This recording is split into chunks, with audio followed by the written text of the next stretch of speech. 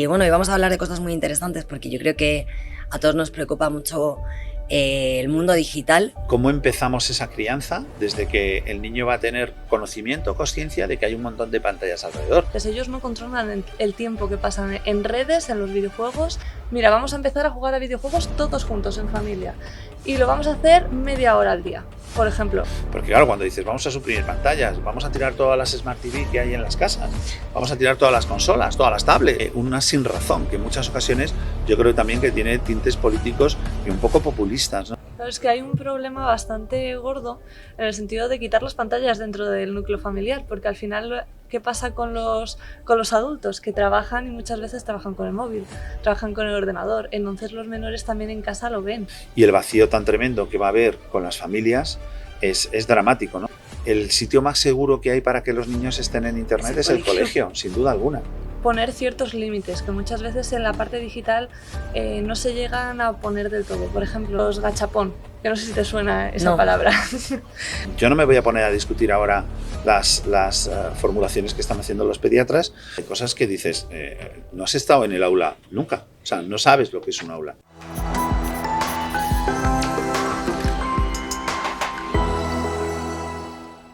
Pues hola a todos, volvemos con nueva temporada en Fundación Lidera y hoy tenemos pues invitados de lujo porque bueno, hace poquito lo pudisteis ver en redes que hemos firmado un acuerdo de colaboración con Good Game y bueno, venimos a hablar un poco, ¿no?, de lo que son los procesos digitales para los chicos de hoy en día, para poder incluirlos, ¿no?, dentro de los centros escolares y sobre todo para dar apoyo a los padres. Para quien no los conozcan, que creo que es imposible que no los conozcáis, pero para los que no los conocéis, son Carlos y Nidia, que son bueno, pues los promotores, ¿no?, del proyecto tan bonito de Good Game.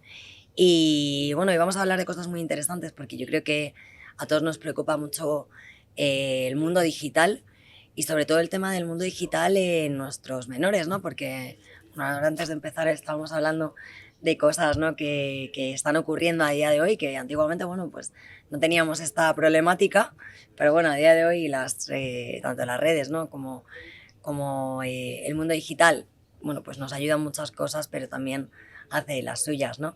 Entonces, bueno, pues si quieres empieza Nidia, bueno, que es la gestora, ¿no?, de este pedazo de proyecto y quien lo inició. Y bueno, pues si quieres preséntate y cuéntanos un poquito. Bueno, pues yo soy Nidia Represa, soy la fundadora de Proyecto Good Game, que es un proyecto que empezó justamente porque, bueno, pues yo viví una experiencia de acoso y de ciberacoso. De hecho, salió la idea gracias a la novela que escribí de Bajo mi piel, que de hecho he hecho hace poco una publicación de una nueva edición, Bajo mi piel versión Good Game, porque está muy ligada a lo que hacemos a través de este proyecto, de Proyecto Good Game. La idea surgió porque después de escribir esta novela yo fui a hacer muchas ponencias a centros educativos y me di cuenta de que había algo que fallaba dentro de la parte de educación, dentro de salud mental, seguridad digital y bienestar emocional dentro de las aulas. Entonces creamos una herramienta que se quedase en el centro educativo y que hiciese que los profesores fuesen el apoyo de los menores, que fuesen a quien recurrir en caso de que sucediesen cosas como algún tipo de violencia digital, violencia de género digital y temprana, acoso escolar, TCA también. O sea que en eso consiste Good Game, a través de una actividad que realmente quienes lo hacen son los menores a través de unos contenidos audiovisuales, contenidos que conecten con ellos y que estén pues muy interesados en consumir, que están acostumbrados en consumir. Bueno, y una de las cosas que a mí me llama mucho la atención, porque además, bueno, yo tengo un menor, ¿no?, como todos sabéis, en edad complicada, ¿no?, con 13 añitos.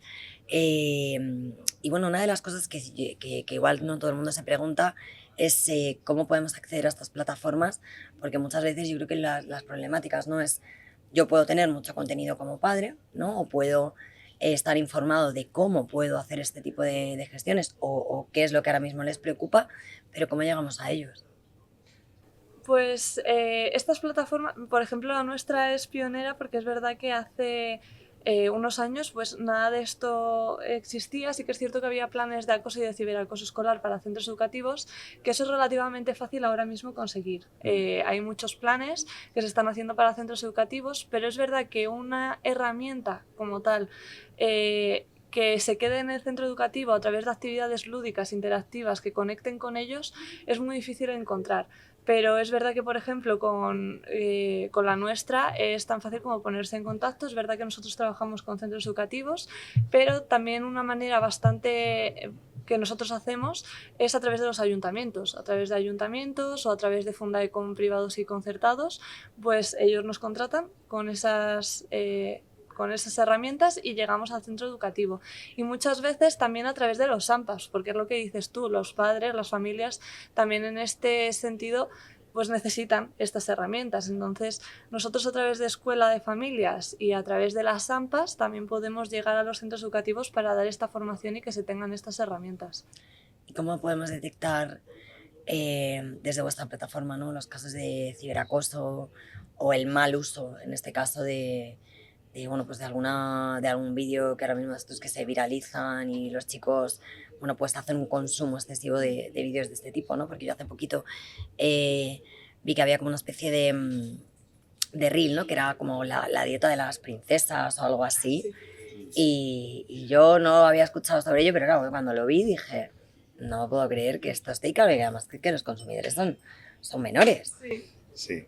A ver, la plataforma tiene se ha construido de forma que es fundamental la comunicación y la colaboración entre los alumnos y los profesores dentro del aula. O sea, tú dices, ¿cómo se detecta a través de Good Game? Pues se detecta a través del diálogo y la comunicación. Y es lo bonito del material audiovisual. Las tramas sitúan a los alumnos en un escenario en el que tienen que tomar decisiones. Y para la toma de decisiones, por ejemplo, cuando el personaje pasa por una situación de trastornos de la conducta alimentaria, para esa toma de decisiones el alumno tiene que hablar, colaborar, contar sus experiencias y en función de esa colaboración sí que es verdad que nosotros nos dimos cuenta en el minuto 2 que cuentan los casos reales, lo que les pasa a ellos, lo que les pasa a los amigos, lo que les pasa a conocidos. Ellos siempre hablan en tercera persona, no te van a decir yo lo estoy viviendo, pero conozco una persona que lo está viviendo. La plataforma como tal no está pensada para abrir protocolos ni para que en ese momento el profesor pues diga vale, sino para establecer esa relación de comunicación que falta en las aulas. Falta en las aulas porque los profesores en muchas ocasiones no han tenido la preparación adecuada y porque los alumnos sobre todo piensan que esto es cosa suya, que no tienen que hablarlo con los profesores y por tanto tampoco lo hablan con las familias, que eso es otro de los factores fundamentales que comentabas en la introducción y que por cierto es uno de los proyectos que bueno, pues que tenemos con vosotros y que nos gustaría poner en marcha porque es muy necesario, ¿no? El tema de la parte de las familias, las consultas que nos hacen y cómo darles esa información que también les va a permitir dialogar, que es lo que nosotros queremos, que hablen con sus hijos de los entornos de Internet, que ahora mismo esa comunicación se ha cortado, sabemos que se ha cortado y resulta muy difícil en muchas ocasiones a los padres entender lo que quieren contarles sus hijos, ¿no?, a través de los lenguajes que están utilizando. Hay una de las cosas que no sobre las que estás hablando, de cómo los padres no podemos ver bueno, por lo que los hijos están utilizando, ¿no?, qué tipo de contenido consumen. Y ahí hace poquito salió una noticia que a mí me impactó bastante, que Australia fue uno de los primeros países en sacar una ley que prohíbe bueno, pues, temas de redes sociales y consumo para menores de 16 años. Y el otro día, bueno, pues hablando con ciertas personas decían, vale, ¿y cómo lo hacemos? Porque es complicado.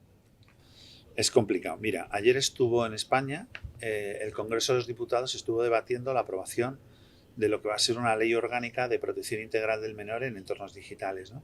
Australia ha dado el primer paso, ha prohibido redes sociales para menores de 16 años. España ha apostado por una ley que es, diríamos, disruptiva, es la ley más avanzada, si se aprueba, que está en tramitación parlamentaria, que va a haber. Y las preguntas que nos surgen es, ¿cómo se va a controlar el acceso a los menores de 16 años? ¿Cómo vas a decirle a un niño que cuando tiene el teléfono, pues que no utilice determinado tipo de chat o de aplicaciones? Pero sobre todo porque nosotros se lo damos, quiero decir, le das tú el tuyo propio muchas veces. Sí, pero fíjate, yo soy de la opinión de decir, lo que no podemos hacer es mirar para otro lado. O sea, ¿se aplicará la normativa australiana? Pues en el momento que esa normativa sea de obligado cumplimiento para la industria y se establezcan medidas de control para la industria. Que eso ya está pasando con otros desarrollos de software que se están haciendo. Es decir, las empresas se rigen por la ley de libertad del mercado. Yo saco una aplicación, la saco a nivel mundial y aquí todo el mundo la puede utilizar y yo ofrezco unos servicios que todo el mundo puede utilizar. Eso para los adultos está muy bien. Lo que los fabricantes o la industria no se ha planteado hasta ahora nunca es que a la vez que hacen eso, lo que están haciendo es proporcionar a los menores esos mismos servicios que están pensando para adultos. Por ejemplo, hablo de una plataforma que no conoce mucha gente, que se llama, o una aplicación o un software que se llama Kik, que no sé si habéis oído hablar de ella, pero es una red social en donde a las personas, los usuarios, les dicen que hagan barbaridades, en muchos casos que diríamos que están perjudicando su salud. Les ponen retos y entonces cuanto más salvaje sea el reto, más monetizan las personas que están haciendo ese reto. Bebe, come, haz, córtate el pelo, disparates. Y las personas que hacen eso, pues lógicamente van recibiendo, en función de la barbaridad del reto, van recibiendo dinero. Eso se llama Kik. Eso está pensado para adultos, se hace para adultos. La empresa, no sé si es una empresa americana o qué será, lo hace, lo lanza al mercado, los adultos lo utilizan, pero llega a los menores. Claro, pero un poco también el problema es qué tipo de contenido estamos ya haciendo para, o sea, a cambio de monetizar, ¿no? Sí. O sea, buscamos que al final se monetice independientemente de cuál sea el riesgo, ¿no? Porque el otro día hablaba con un amigo que tengo que, bueno, pues él está muy metido en el mundo tecnológico y hablaba también sobre el riesgo de la IA, ¿no? Que hace no mucho salió una noticia de un chico que se suicidó hablando, pues preguntándole a la IA cómo me podía suicidar. Entonces la IA al final le dio las directrices correctas para que hiciera y el chico se suicidó. Entonces, claro, o sea, ¿cómo podemos utilizar algo que supuestamente ha venido para poder ayudarnos y para poder darnos algo que, bueno, pues es un beneficio, pero claro, que en malas manos o en cabezas que son, o en cerebros, ¿no?, que no están desarrollados y que evidentemente no pueden pensar si esto está bien o está mal porque son chicos muy pequeños todavía, ¿cómo, no? O sea, podemos nosotros acotar, ¿no?, o ayudar a que esto cada vez ocurra menos o que tenga un uso correcto.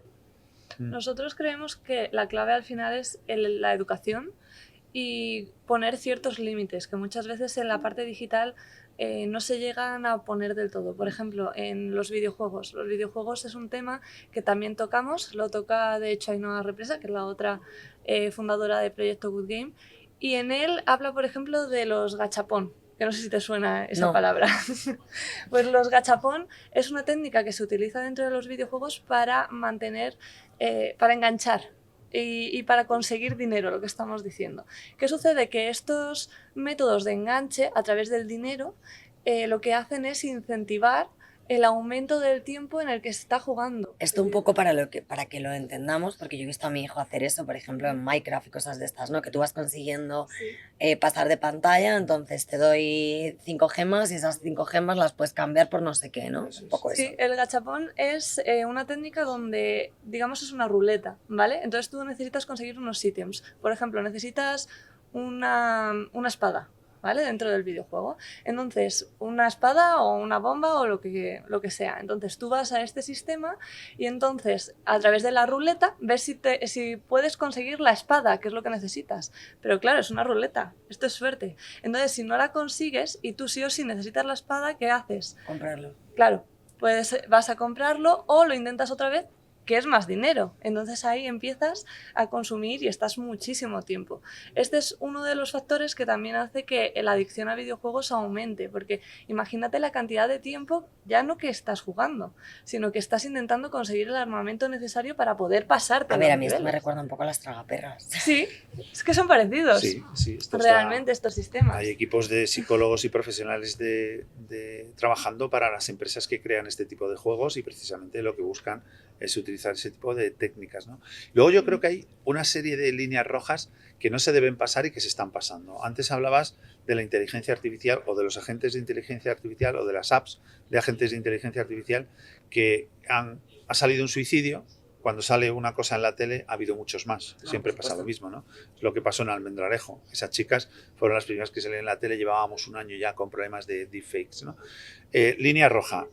Si tú sacas una aplicación que se puede llamar, ¿no?, Mi Carácter, réplica, me da igual, y tú vas a tener que implementar las medidas de seguridad que sean necesarias para que los niños no entren.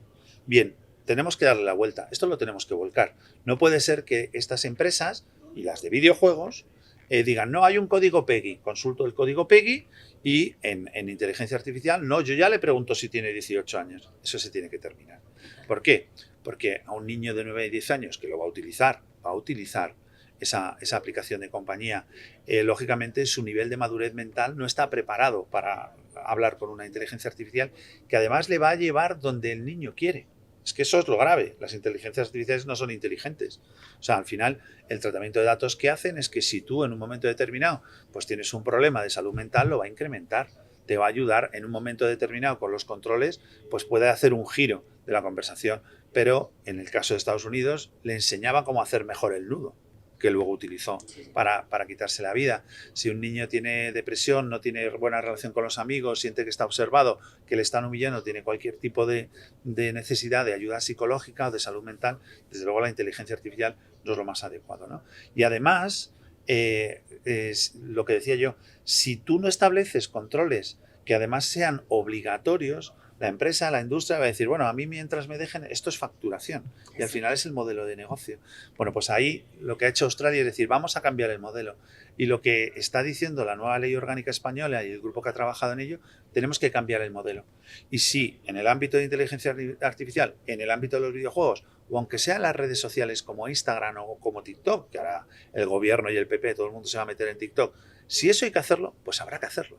Y si tú facturas, si en vez de TikTok facturar 100.000 millones, pues vas a facturar 90.000 millones. Sí, pero también es un poco a coste de qué, ¿no? Claro. Porque claro, o sea, muchas veces como si yo facturo mucho, pero ¿cuál es el coste? Porque al final una de las cosas que nosotros vamos trabajando y estamos viendo es la cantidad de problemas de salud mental que se increciendo en los adolescentes y en menores. O sea, yo conozco menores de 11 y 12 años que están medicados por depresión, que están aislados, que les cuesta hacer amistades, que les cuesta ir al colegio, que les cuesta estudiar, cualquier cosa de este tipo. Pero pueden estar 16 horas jugando a un videojuego. Sí. O sea, yo he visto casos de este tipo. Claro, es que el problema que está habiendo es que no está viendo, digamos, las limitaciones que estábamos diciendo antes. Ellos no controlan el tiempo que pasan en redes, en los videojuegos. Entonces, como tú no tengas desde que son muy pequeñitos, como, pues eso, los tiempos controlados, en plan de, mira, vamos a empezar a jugar a videojuegos todos juntos, en familia. Y lo vamos a hacer media hora al día, por ejemplo, o ni siquiera al día, los fines de semana media hora. Y ellos van controlando más los tiempos. Realmente, por ejemplo, en el sistema de videojuegos, en el mundo de las redes, no tendrían por qué tener ese descontrol, porque es ahí donde tenemos el problema, que se pasen 16 horas, que se pasen 18 horas. De hecho, lo que se está viendo, porque están tanto tiempo dentro, es que piensan que todo lo que ven a través de las redes sociales es real. Eso es. Bueno, yo tengo un caso que yo lo he contado alguna vez, que mi hijo tenía 7 años. ¿Y no os acordáis del vídeo este que se hizo viral, que era como que estaba en una escoba, como si fuera Harry Potter y parecía que estaba volando? Sí. Y recuerdo que estaba viendo el vídeo y me dice, Felipa, mamá, vuela. Y le dije, Carlos, no vuela, cariño, mentira. Y me dijo, pero tú no estás viendo que está volando. Claro, o sea, él con 7 años, él no tiene la percepción de que esa persona ha editado un vídeo y que eso se hace de tal manera. No, para él, ese señor estaba volando encima de una escoba en su salón. Entonces, claro, su percepción de cerebro inmaduro recibe una serie de imágenes que para él son verdad. Entonces, creo que ahí no es que nos eche la culpa a los padres, pero yo, por ejemplo, y estoy con vosotros en el proyecto, hay muchísimas cosas que desconozco como madre, quiero decir, tanto en aplicativos, en muchas veces en el modo en el que operan, en palabras, ¿no? Porque me acuerdo que un día me dijo, mamá, es que te has quedado bugueada. Y yo le dije, ¿que me he quedado qué? Y me dijo, bugueada, mamá, no sabes lo que es. Y fue como, No, vale. Entonces, empiezan a tener un tipo de vocabulario, ¿no? Y una serie de comportamientos que los padres pues no le damos importancia porque es como, bueno, yo también le decía no sé qué a mi padre y no sabía lo que era, pero claro, nosotros estábamos como en un entorno mucho más seguro y más pequeño y bueno, al final era todo como mucho más controlable, pero es que ahora estos niños pueden estar hablando con alguien en Australia, con otra persona en Nueva York y al final no tienen, ¿no? ese contenido en el que digamos, vale, ¿y dónde está mi hijo? Pero claro, Claro, yo creo que muchas veces les damos los aparatos y no nos damos cuenta de que les estamos dando una ventana muy abierta a cualquier tipo de contenido. Creo que ahí está el problema que nos estamos encontrando. De hecho, yo hablando con un profesor hace poco, decía, ahora se está hablando de la nueva ley de cero pantallas.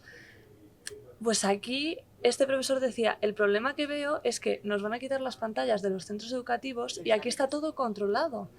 Pero es que en casa no, porque en casa le van a dar el móvil y el niño le van a dejar, porque nosotros también trabajamos con el término de niñera digital, y le van a dejar con la niñera digital y el niño al final va a acabar metiéndose en sitios de manera inconsciente también, que no tendría que estar viendo a cierta edad. Ahí abres un melón tremendo, ¿no? Porque el debate asimétrico ahora que se genera con las comunidades autónomas que van a prohibir pantallas en los centros educativos, las que no los van a prohibir, y el vacío tan tremendo que va a haber con las familias, es dramático, ¿no? Porque el sitio más seguro que hay para que los niños estén en Internet es el colegio, sin duda alguna. O sea, sin duda alguna.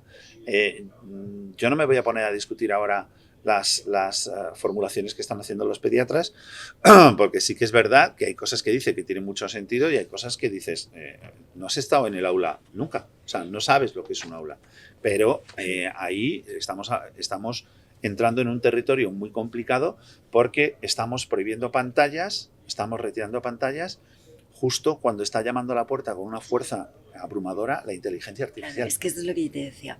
Mira, yo bueno, la semana pasada, ¿no? Estuve en la, en la reunión que se hace, bueno, pues previa a que los chicos comiencen las clases, ¿no?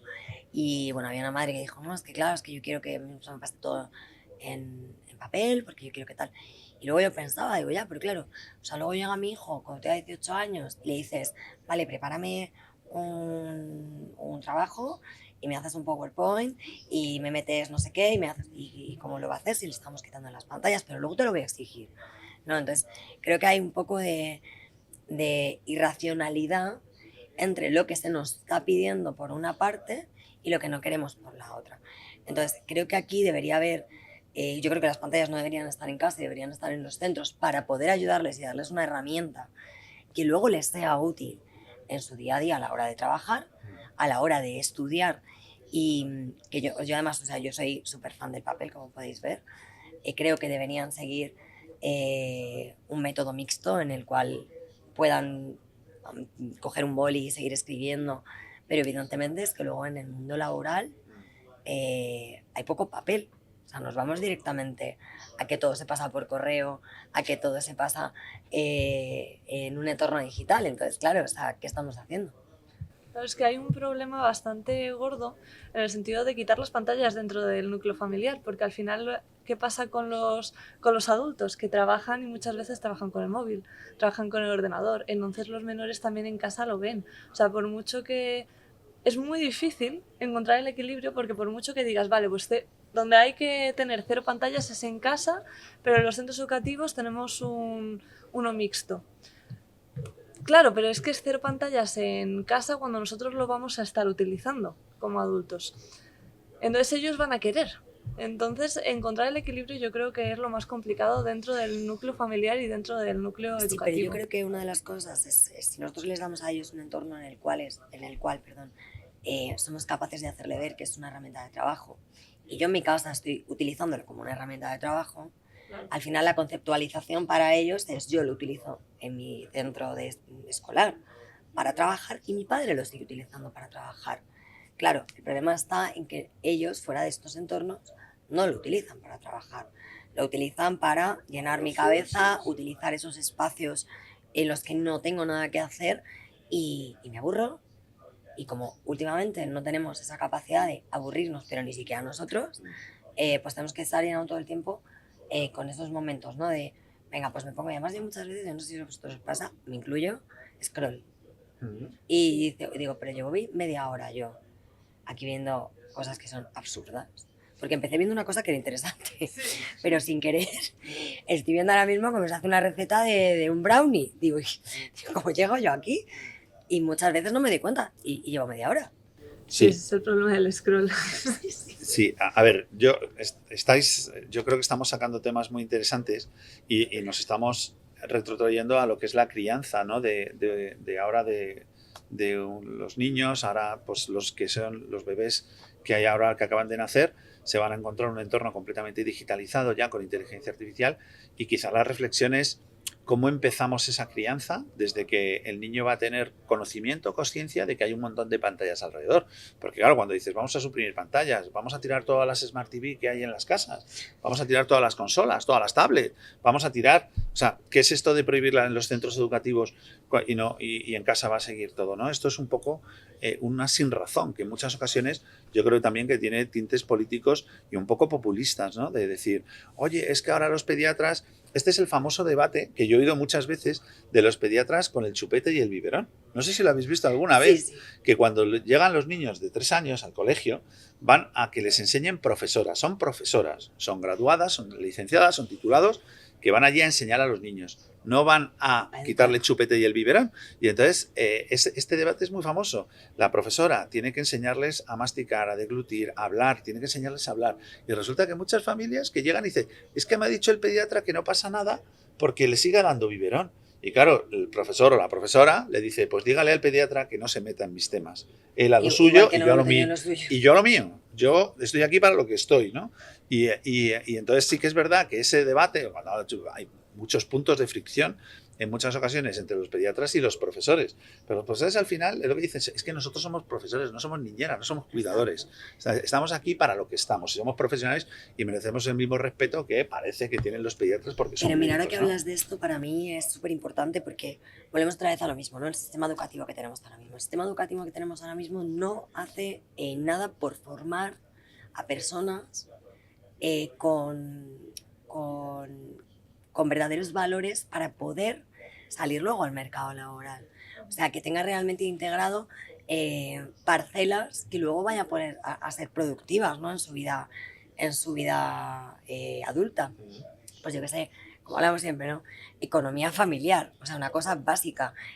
Se pagan facturas, o sea, mi hija muchas veces que es como cuando, ya con 13 años y ya, yo me asombro porque digo, o sea, pues, que no pasara en mi época lo entiendo, vale, es en mi época, pero que tú no sepas lo que cuesta mantener una vivienda, los tipos de costos que vas a tener que mantener, si tú quieres hacer esto, cuánto te cuesta, una matrícula de universidad, si quieres viajar o hacer un Erasmus, no sé, o sea, prepararme para qué quiero hacer, pero que realmente a lo que nosotros necesitamos, porque claro, llegan los chicos con 20 años y te dicen, hola, ¿qué tal? Sí, me sé la tabla periódica, perfecto, pero ¿y ahora qué tengo que hacer con mi vida?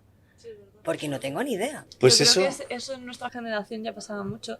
De hecho, yo creo que te acordarás, siempre decíamos, ojalá hubiésemos tenido una asignatura o alguien que nos dijese cómo funciona al final la vida una vez que terminas el colegio, una vez que sales a la vida real.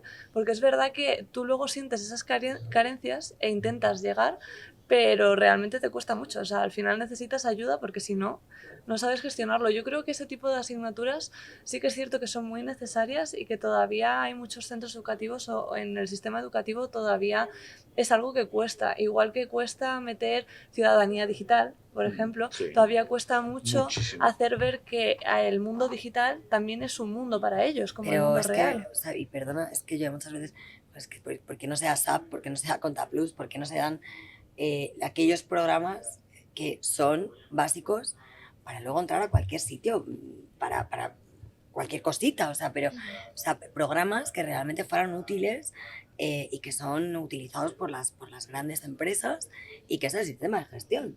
Entonces, este tipo de cosas, porque además te ayudaría a pensar qué está haciendo tu padre a las 4 de la tarde en un programa que a ti te suena chino porque lo está viendo por detrás y dices, yo no hago, nada más que veo cuadritos y tal, pero hacer gráficas, utilizar un Excel avanzado que tampoco se les enseña lo justo y lo necesario, y no tienen un curso de Excel que realmente diga, joder, pues es que Excel luego te vale para después, o programas, ¿no? que utilizamos en nuestro día a día todos los adultos y no están. Entonces, si queremos utilizar las pantallas en los centros escolares, creo que lo principal sería poder darles un programa una serie de programas que fueran útiles para tanto entender lo que hacen tus padres mientras están trabajando con esa pantalla, como para luego cuando empiece mi vida adulta, ¿no? Y eso no se hace. A ver, es que, claro, también es otro melón muy interesante de abrir. Aprendizaje para la vida. Estamos hablando ahora de inteligencia artificial, estás hablando de dotar al alumno, al menor, de habilidades que luego pueda poner en práctica y que le sean útiles para la vida, y por qué no integrar las dos cosas. Por ejemplo, lo que has dicho, hay muchos conocimientos que antes había que adquirir para manejar una hoja de cálculo que ahora ya no es necesario. Hay muchos conocimientos que antes había que adquirir, pues por ejemplo, para saber cómo tienes que tramitar una matrícula de universidad, que ya no es necesario, porque todo ese tipo de procesos se van automatizando. Entonces la pregunta es, ¿cuánto tiempo podríamos liberar de ese tipo de procesos en las aulas para realmente dedicarlo a enseñarles cosas que sean significativas, ¿no? Un alumno ahora mismo, o hace 2 años, bueno, ahora mismo, porque si ves cómo están dando clases en la universidad, flipas. Para hacer un texto, para elaborar un trabajo, primero a lo mejor lo piensa, lo escribe a mano, lo pasa a Word, de Word lo pasa, ahora tengo que hacerme un mapa mental. A lo mejor para hacer un trabajo se tira 8 horas, vamos a ponerlo. Con inteligencia artificial a lo mejor tarda 20 minutos, 20 minutos, aunque sí que hay que ver o analizar cómo fomentar la creatividad, el pensamiento crítico y que realmente eso sea original. ¿Vale? O sea, hay que establecer también parámetros y sistemas de control que garanticen que el trabajo es del alumno. Bien, hasta ahí bien. Pero hay muchísimas cosas que la inteligencia artificial puede ayudar a los alumnos y a los profesores para liberar tiempo. Claro. ¿Para qué el liberar tiempo? Para cosas que sean significativas y que tengan una validez en la vida. Vale, pues si eso es así, que además aquí tienen muchísimo que decir, por supuesto, los profesores, si eso es así, ¿por qué no nos hemos centrado en ese debate y de repente nos hemos encontrado con pantallas no, y además a nivel cuantitativo, que no cualitativo, porque lo que han hecho es una limitación de horarios, que no tiene ningún sentido, ¿no? Estoy haciendo un programa interesante para los alumnos que he captado su atención y de repente me suena la alarma y dice, ya hemos estado 1 hora, ya tenemos que cortar. Oiga, si los alumnos estaban enganchados, tenían todo el interés del mundo, estaban aprendiendo un montón de habilidades para la vida, y ya ha pasado 1 hora y tenemos que quitar. Eso es lo que dicen estas normas. Claro. Eso no tiene sentido. Sin embargo, si nos centramos en lo que estás diciendo, cómo podemos utilizar todo lo que va a venir, porque lo que va a venir en liberar ese tiempo y en utilizarlo para mejorar sus habilidades de cara a la vida, incluso de cocina. Es que tú imagínate hacer cualquier cosa que sea de cocina ahora mismo con inteligencia artificial que te lo va a facilitar.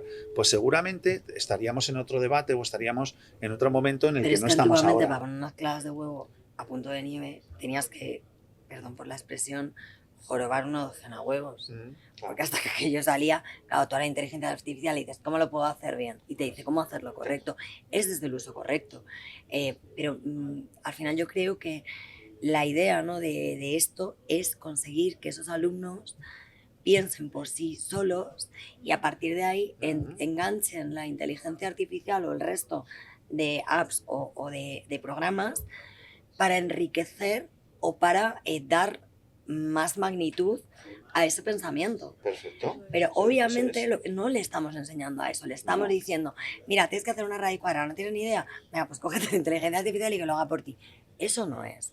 Y creo que el cambio, y volvíamos, hace poco también vi un documental, ¿no? que hablaba de esto, de que poco hemos evolucionado, ¿no? desde que comenzó la educación, poco para todo el mundo, y que muchas veces parecen más cárceles que centros de estudio, porque tú los ves, los comedores, la forma en la que se colocan. Entonces, creo que creo que estamos en un momento súper guay porque la era digital nos está ayudando a cambiar y a mí me siguen diciendo, es que la máquina va a sustituir al ser humano. Si seguimos así, sí. Claro, porque si yo no pienso, obviamente, llegará un momento que si yo no pienso, pues sustituir el micrófono seguro que sí. Pero evidentemente nosotros tenemos una cosa muy diferencial. Yo siempre lo digo, el humano está basado por mente, cuerpo y alma. Si habrá robots que se ven y dicen, oye, mira, se parece mucho.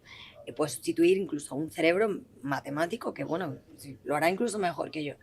Pero lo que yo siento, ¿no? Cómo puedo proyectarlo, o esos sentimientos que hacen que mis pensamientos sean diferentes, es lo que yo creo que tenemos que potenciar, ¿no? En todo el alumnado y ayudar tanto a profesores como a padres, ¿no? A reeducar esa parte. Y yo creo que podemos hacer cosas maravillosas siempre y cuando consigamos darle un poquito la vuelta a la tortilla.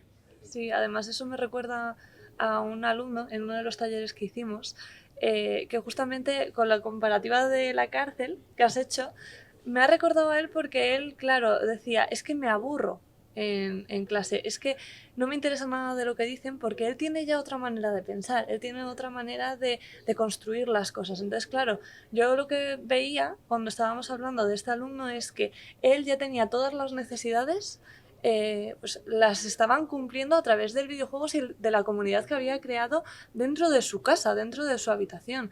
Entonces, ¿qué sucedía? Que ahí, en ese entorno, estaba aprendiendo, estaba socializando, estaba consiguiendo todo. Y llegaba al aula, llegaba al centro educativo y como al final, pues es lo que dices tú, que está todo como muy condensado, siguen como un patrón muy tradicional y demás, pues claro, decía, es que me aburro, es que yo no quiero ir allí, pero porque no entiendo qué estoy haciendo aquí en el aula y me siento comprimido. Entonces, claro, es un ejemplo de que este alumno lo único que necesitaba era encontrar algo que le incentivara dentro del centro educativo. Una vez que ya tiene ese incentivo y que él ya está interesado en lo que se está dando dentro del aula, ya no va a tener que estar encerrado en casa porque va a querer ir al aula. Entonces yo creo que ahí está el factor fundamental del cambio. Esta semana entrevistaban a un alumno que tiene 14 años y lleva emprendiendo desde los 9 años. Y lleva 3 empresas y con la última creo que ya facturó 10.000 euros. Le entrevistaban y decían, dice, yo voy a seguir en el colegio, estudiaré mi carrera, pero el problema es que no me interesa nada de lo que estoy aprendiendo en el colegio. Claro, entonces, claro, porque yo ya tengo mi futuro profesional que va encaminado al emprendimiento, pero yo no aprendo nada de lo que yo necesito saber, lo tengo que estudiar fuera. Y entonces, claro, tú dices, vale, y ahora con estas medidas que van a tomar, menos todavía, porque la falta de conexión con la realidad va a ser total. Yo me acuerdo, hubo un momento en las universidades que había una brecha brutal entre profesores que utilizaban pues, los libros que ellos habían escrito, sobre todo en el campo del derecho, los libros que habían escrito y que tenías que seguir y como mucho ya te ponían un PowerPoint, era lo máximo a lo que llegaban, y profesores que decían, vamos a asesorar una empresa que vamos a constituir y la vamos a constituir ahora en un entorno digital. O sea, y era la misma asignatura. Y entonces, claro, decías, son dos mundos completamente diferentes, ¿no? Aprender de derecho de las nuevas tecnologías en un PowerPoint con un libro de texto o trabajar en Internet creando la empresa y analizando cuáles eran las necesidades que iba a tener esa empresa para poder ser un asesor. Pues yo creo que eso es lo que ahora está pasando, ¿no? Estamos en un momento en el que las personas que a lo mejor tienen que tomar decisiones pues están todavía ancladas en ese libro del catedrático y en esa fotocopia de apuntes y hay una parte de la sociedad que está diciendo y luego entre medias tenemos lo que es la parte de seguridad y protección de menores, ¿no? Que esa es la especialidad nuestra. En ese desarrollo o en esa tensión, en muchas ocasiones nos quedamos simplemente en la mera formulación de principios. No, hay que proteger a los menores en Internet. Digo, ya, pero con el libro de texto no lo vais a hacer, por un lado. Y por otro lado, ahora mismo, cuando nosotros vamos a los centros educativos, vemos que la capacitación del profesorado o la receptividad a proyectos como Good Game con contenidos audiovisuales cuesta porque no tienen conocimientos. Y porque están todavía años luz de nuestros niños, porque también aquí hablamos de la epigenética, teniendo en cuenta que nuestros hijos ya tienen capacidades de pensar o de analizar diferentes a las que teníamos hace 2 generaciones. Sí. Porque evidentemente tú a tus hijos genéticamente ya les puedes ir dando y ya se va viendo, ¿no? Que dependiendo de donde tú estés, ese niño también va desarrollando X, pues como este niño con 9 años, o antes si tú te vas tras tus padres, bueno, o venga de una rama, ¿no? De gente que pues ya emprendió, etcétera, etcétera. Entonces, esto ya genéticamente va directo en el ADN, ¿no? Pero yo, por ejemplo, como yo siempre me lo llevo todo como muy a caso, muy práctico, ¿no? Yo veo a mi hijo.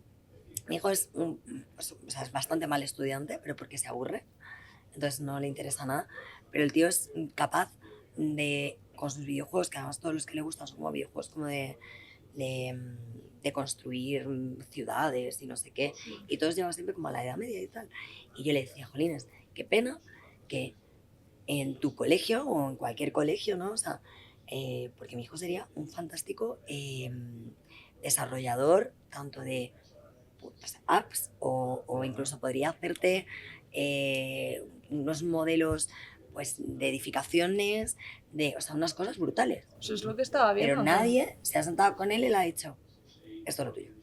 Es que la inteligencia espacial ahí lo está desarrollando un montón. Es que al final los videojuegos, él está desarrollando otro tipo de inteligencias y otro tipo de sistemas dentro de su cerebro que no está desarrollando en el centro educativo. Entonces, claro, realmente es ver el potencial que tiene para poder desarrollarlo y que el chico pueda luego expandirlo y llevarlo a la vida laboral. O sea, muchas veces se ha hecho esta idea de que los videojuegos son malos, de que los videojuegos fomentan la agresividad y demás, pero es que también te dan muchísimas habilidades los videojuegos. Y en este caso, claro, es un gran ejemplo porque dices, bueno, a lo mejor es mal estudiante en ciertos sectores, pero es que a mí lo que me dice ese tipo de videojuegos, lo que está haciendo es que es brillante en un sector como, por ejemplo, la arquitectura o, por ejemplo, los que están relacionados con la parte espacial, ¿sabes? Entonces... No tiene intereses. Yo me acuerdo, fíjate, ahora que pones el ejemplo de tu hijo, yo me acuerdo que mi hija pequeña en historia tuvo un problema y además en segundo de bachiller y tuvo un problema importante por la asignatura porque se aburría. Era profesor de abre el libro por la página tal y subraya. Y entonces, claro, para ella eso era un ladrillo infumable. Y entonces, hasta que no hubo manera que le convencieron los profesores de que Ainhoa hiciera trabajos, que trabajara, que desarrollara, pues no pudo superar la asignatura, que luego la superó sin ningún problema a base de desarrollar y hacer esos trabajos y hacerlos en formato digital. Entonces, al final, es lo que dices tú, oye, hay que conocer al alumno.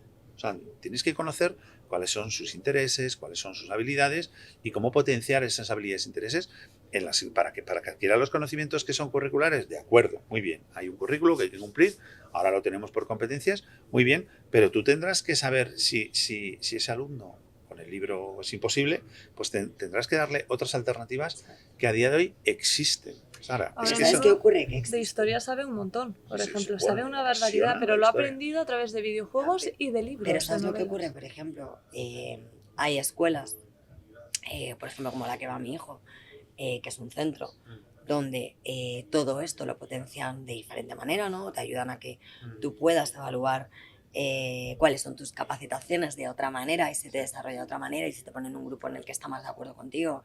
Y bueno, pues al final eso ayuda mucho. Pero ¿cuánto cuesta? Porque evidentemente eso en la pública no está. Eso no es para todo el mundo. Entonces, también es un poco duro pensar que depende de dónde nazcas, tendrás la posibilidad de desarrollarte guay o no. Sí, o en la pública está, pero en plan anecdótico, porque sí que es verdad que yo conozco casos en la pública, me viene a la cabeza pues algún instituto aquí de Madrid, pero fíjate que este instituto, por ejemplo, y lo puedo dar el nombre, ¿no? El Instituto de las Musas, lo curioso y a mí lo que no me gusta es que siempre que se hace un artículo sobre un centro público que trabaje por proyectos desarrollando las habilidades de los alumnos, siempre sale el mismo instituto. Y entonces digo, ¿qué pasa? ¿Que solo está este? Pues probablemente esté ese y 4 más. Y claro, estamos hablando de ese 4 más entre miles y miles y miles de centros que deberían estar ya en esa etapa de personalizar, de desarrollar habilidades, de entender los intereses de los alumnos, porque para eso está la tecnología. Nosotros siempre decimos que la tecnología sin pedagogía no sirve para nada y que la tecnología y la inteligencia artificial debe estar al servicio del docente. Esas son premisas que la decimos, queda muy bien. Ojo, ponerlo en práctica es muy complicado, porque ahora con el tema pantallas estamos pagando los errores que se han cometido en años anteriores. En 2018 siguientes, con la pandemia fatal, y entonces todos los errores que se han cometido probablemente por los responsables que tomaron decisiones en esos años los pagamos ahora y los pagamos con decretos antipantalla. Si hubiéramos hecho bien las cosas en esos años anteriores, otro gallo cantaría. Incluso en familias. Familias se ha dejado, o sea, en familias, ¿qué se ha hecho en familias con todos los temas de protección de eso? Charlas de policía de voluntarios, eso es todo. Y todavía se siguen manteniendo, ¿no? Y dices, oiga, con estos datos que nos están dando de salud mental, de problemas de los menores, de intentos de suicidio, de trastornos, todavía seguimos manteniendo que eso es lo único que tenemos. No podemos decir, oiga, mire, tenemos que hacer otra cosa. Solo eso. Tendremos que hacer otra cosa, porque si vamos a seguir mandando policías a que den esto y nos dice Save the Children que el 98% de los niños han tenido problemas de violencia en Internet, pues algo estaremos haciendo mal. Pues seguimos anclados en eso y seguimos anclados ahora en volver al libro de texto. Esto no pinta nada bien. No, y porque luego el problema está en que, lo que hablábamos antes, ¿no? O sea, yo estoy aquí, me están enseñando esto, pero luego, cuando termine, me tengo que volver a poner aquí. Y evidentemente es que eso, para una persona, tú imagínate que es que tú te has dedicado toda la vida a la enfermería y ahora mañana te digo, no, es que tienes que ser ingeniero, ¿vale? Entonces, todo lo que has estudiado hasta ahora no te vale y empieza de cero. Entonces, claro, eso para un chaval que además está, que todavía no sabe ni qué quiere, y le han estado diciendo que esto es lo correcto y ahora le dices que lo cambie por completo, o sea, yo lo pienso como adulta y digo, pues menudo papelón. Entonces, creo que nosotros, en concreto Fundación Lidera y Good Game, aquí tenemos un papel importante porque somos capaces, ¿no?, de ver pues esta problemática y bueno, pues con mucho esfuerzo y con mucho trabajo intentaremos dar todo lo que podamos para darle un poquito la vuelta a la tortilla y que sobre todo las generaciones que vengan, jolines, sean un poquito más felices y sobre todo que las familias tengan un entorno más sano, porque es que al final es una guerra continua. Yo muchas veces lo veo desde mi punto de vista, y dices, es que ha llegado un momento en el que yo quiero que tú vayas por un lado, pero ya te has desconectado por completo, pero luego en el colegio es otra cosa, pero luego, y claro, o sea, nadie se pone de acuerdo qué es lo correcto, ¿no?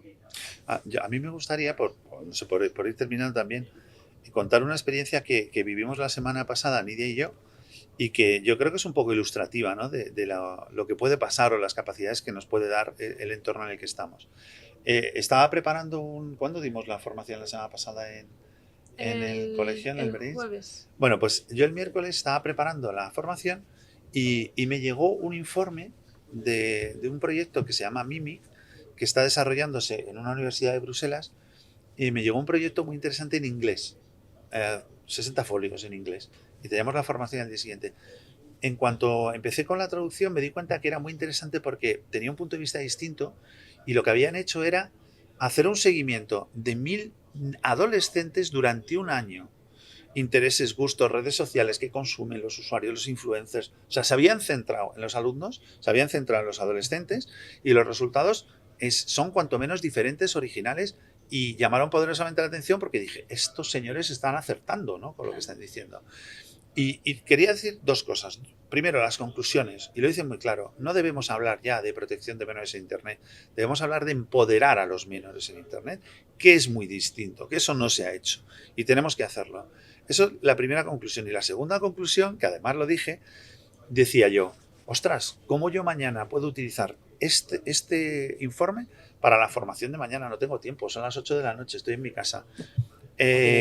Cogí, descargué, traduje, me lo pasé a texto y de texto me lo pasé con una aplicación a un PowerPoint. Y según lo vi dije, no lo toco, ya está. Había un par de cosas que había que corregir, pero no lo toco porque me va a servir también para ejemplificar. O sea, tardé en utilizar lo que en otro momento hubiese tardado un día completo de trabajo, tardé en gestionarlo pues apenas 20 minutos. En 20 minutos tenía la presentación preparada para exponer al día siguiente en el aula a todos los profesores que iban. Y entonces, claro, cuando a mí me dicen, no, es que, digo, sí, tiene sus riesgos, pero las potencialidades y las capacidades que tiene, en este caso, son absolutamente extraordinarias. Pues vamos a aprovecharlas, ¿no? Y lo que estás diciendo, yo creo que aquí Fundación Lidera y Good Game tienen muchísimo que decir, precisamente porque nosotros estamos ahora mismo viendo la realidad de los menores, de los adolescentes, desde el punto de vista educativo y desde el punto de vista de la salud mental, y siempre hay que tener ese doble foco. Ahora mismo lo tenemos que tener siempre y en todo lugar. Pues nada, yo, por ir terminando... También concluir. Pero si quiere concluir, Lidia, que sí, que por supuesto. No, es que me ha gustado mucho cómo lo has concluido, porque de hecho lo de la inteligencia artificial Lo único que decir es que nosotros al final, como toda la parte digital, al final lo vemos como una herramienta. La IA es un asistente, la parte digital, la digitalización ha venido para quedarse y para ayudarnos, no para sustituirnos, como se está diciendo, y yo creo que al final pues la visión de Fundación Lidera y de Good Game es justamente poder ayudar a todas esas familias y poder llegar a los centros educativos para ayudar a todos los menores y a todas las familias a tener un entorno digital y un entorno también educativo y familiar muchísimo mejor, más favorable. Yo estaría feliz si consiguiéramos darle un poco la vuelta a la tortilla al sistema educativo y pudiéramos ayudar realmente a que se entienda la digitalización tal y como es, y que esos chicos, ¿no?, y esas familias puedan tener un pensamiento objetivo, real, sobre quiénes son, y a partir de ahí poder empezar a trabajar con esta maravilla que tenemos, ¿no?, que la tenemos encima de la mesa y muchas veces la estamos demonizando por el mal uso que estamos haciendo. Entonces creo que entre todos podemos hacer algo muy bonito para nosotros también, porque vamos a poner como que a nosotros no nos interesa esto, porque al final somos capaces, ¿no?, de mejorar día a día con la inteligencia artificial, ¿no?, y con las diferentes apps, pero sobre todo para nuestros menores y para los docentes, que yo creo que es muy necesario. Pues nada, muchísimas gracias, chicos. Un verdadero placer y me ha encantado, tengo que decirlo. Gracias a todos y nos vemos pronto. Saludo.